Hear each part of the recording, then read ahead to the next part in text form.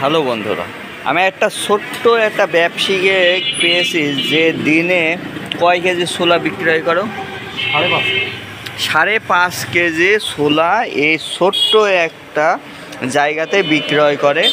এই যে প্রত্যেক দিন 10 টাকা করে বিক্রয় করে এক একজনের কাছে, আবার কেউ 20 টাকা 30 টাকা এরকম নেয়।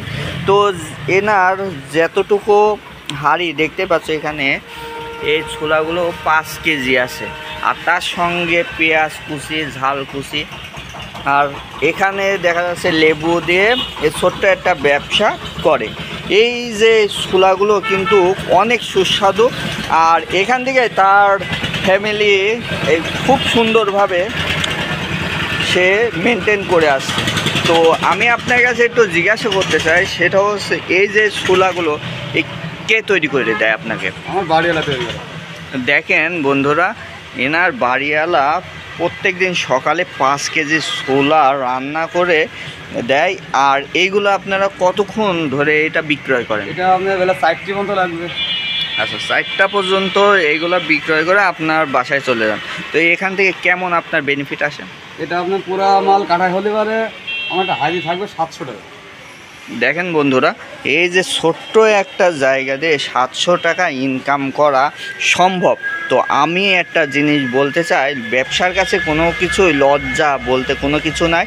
মানুষ ব্যবসা করুক, ছোট্ট একটা জায়গা নিয়েও কিন্তু তার মানে আপনারা চিন্তা করেন, মাসে 700 টাকা করে যদি হয়, মাসে প্রায় 20,000 টাকা সেই ইনকাম করছে, 20,000-এর উপরে। তো একটা ছোট্টখাটো ফ্যামিলির জন্য এর চাইতে আমার মনে হয় আর বড় কিছুর দরকার নেই।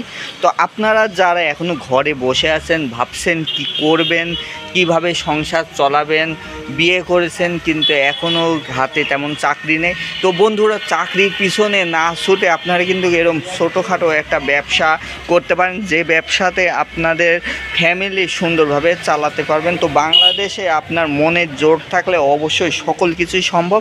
তো বন্ধুরা, আজকের এই ভিডিওতে এতটুকুই আপনাদের জানানোর চেষ্টা করেছিলাম যে ব্যবসা করলে সম্মান নিয়ে বাঁচা যায়। তো আপনারা ব্যবসা শুরু করুন। তো সবাই ভালো থাকবেন, সুস্থ থাকবেন। আসসালামু আলাইকুম।